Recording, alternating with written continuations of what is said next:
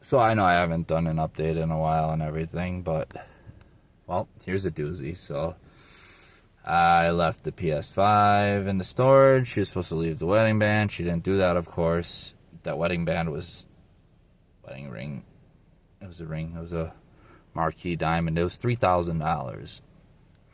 $3,000 plus that PS5, you know. And she got both of them.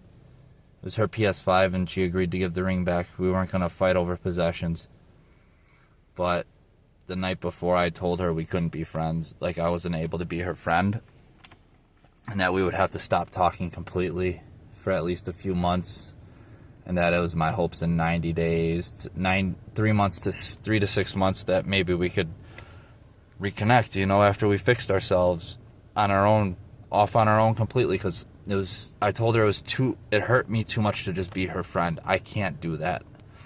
She started saying things, we don't have to, like, I told her it hurt too much to talk to her, and she's like, we don't have to talk every day, and I was like, no, it just hurts me too much. You don't understand. Like, I can't. And she lost it. She lost it over that. She was not happy at all. She was mad as a hornet. And, like, it just... The next day, I dropped off the PS3, or the PS5, I mean. She got mad because her box was a little ruined. Whatever, you know. Dropped it off. Well, guess what?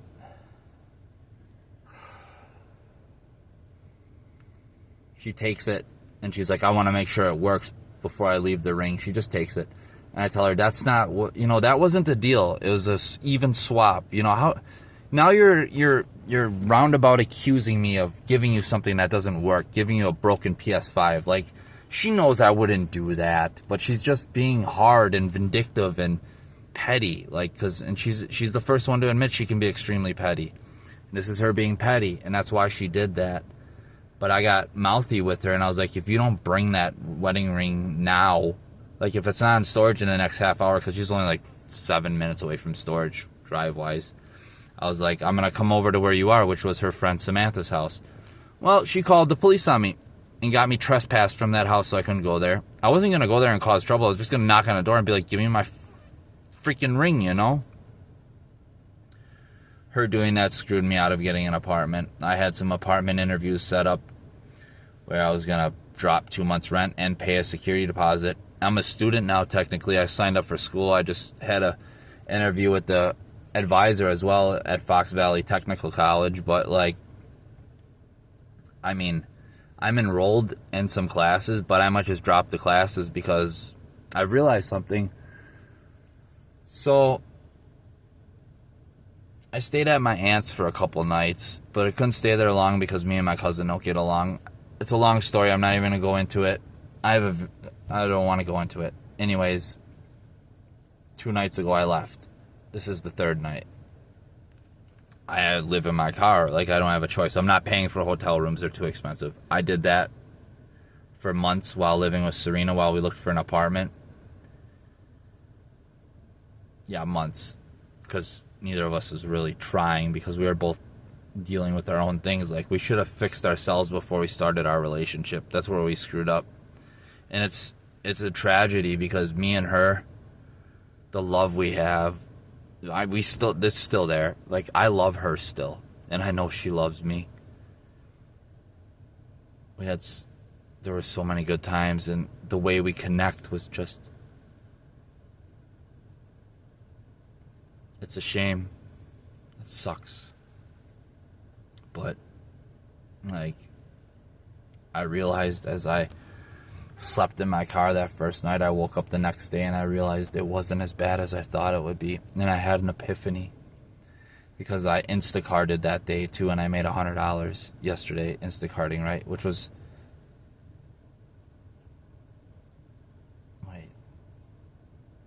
yesterday was my second day. The first day I didn't Instacart. Yesterday was my second day. I Instacarted yesterday and I made $100, and that was with 2 half-hour breaks and I think another break on top of it that was 10 minutes.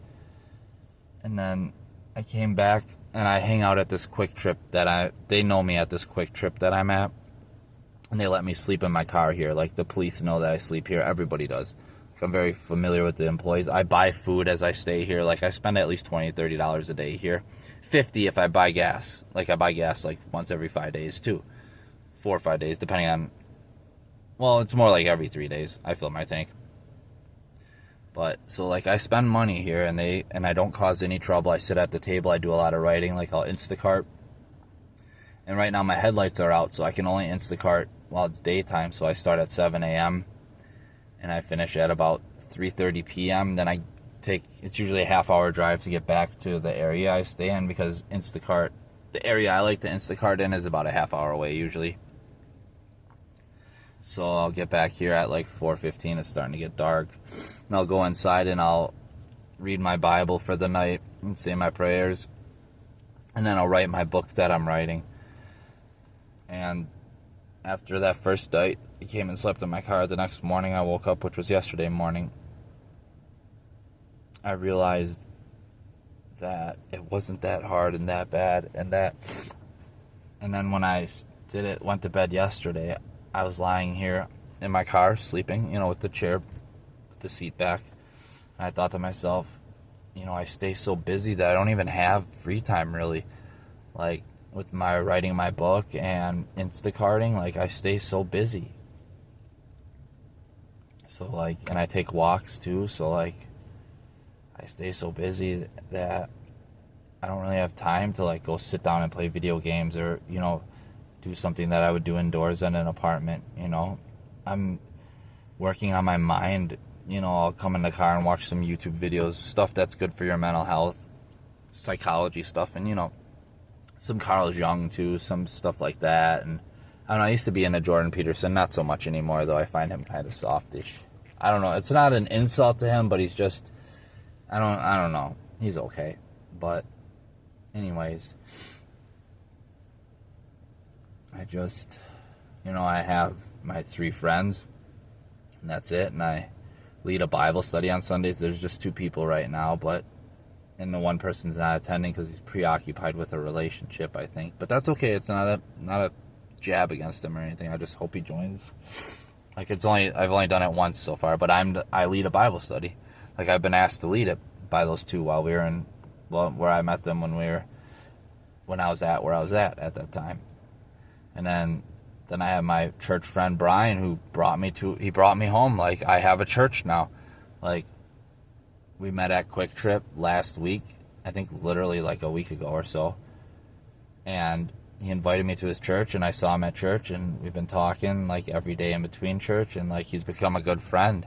And like he's a mechanic too, and he knows mechanics, so he's gonna help me fix the front end, my headlights on my Impala, and my hood too, from hitting the deer. And then, well, I smacked a snowbank too, which is my own fault. I ended up getting kind of blacked out on some benzodiazepine medication and driving, and I hit a snowbank.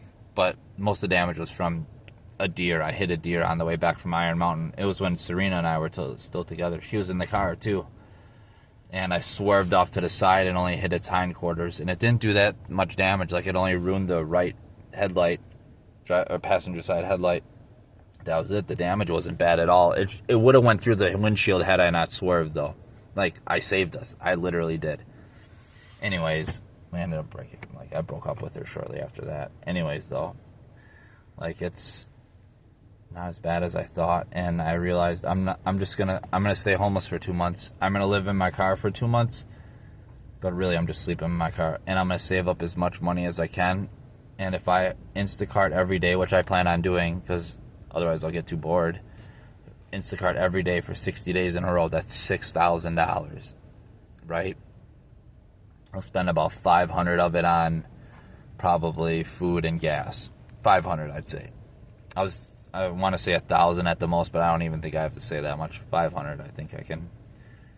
Yeah, about $250, $300 a month on gas and food. I think I can pull that off. Maybe $4.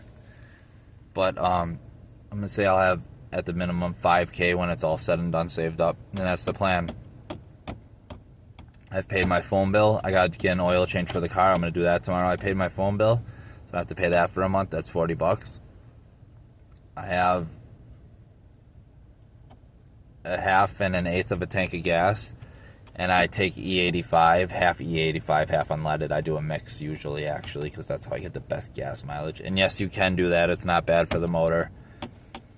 And these Impalas, it can take a mix of both, or I can take, and you can switch them off whenever you want, like E85 to unleaded. But earlier today, I just put E85 in it, and I filled the tank for like, what was it, like 18 or 20 bucks, not even, something like that. I can't remember, but yeah, it was only $1.60 over here, so that was cool. So I'm just like, I don't need gas. I'll need gas at the end of the day tomorrow, but I like to keep my gas tank above half because it's good for the motor. So I'm gonna get the oil change, and once I do that, everything I make is profit except for the food. Like, I don't have to pay rent or utilities or anything like that. My phone bill's paid. I'll just have to pay gas and food, and I survive off Quick Trip.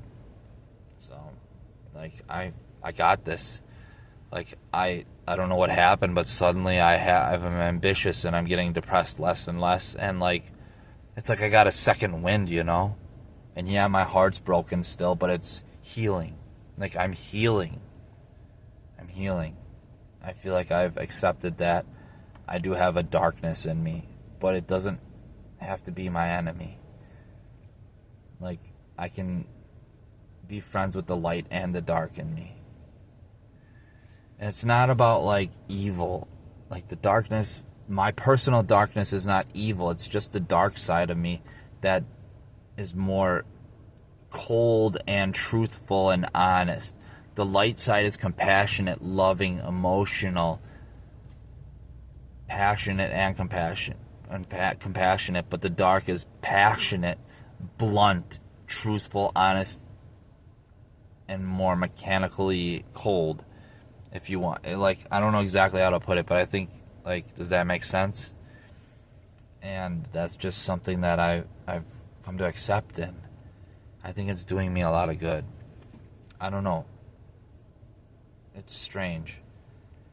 But a lot of Christians out there probably would say Carl Jung is bad, but they don't understand the shadow self like that. Like, and Michael Knowles, he just had a thing with some chick talking about how Carl Jung is dangerous, and like, he hates it when us conservative Christians get into him.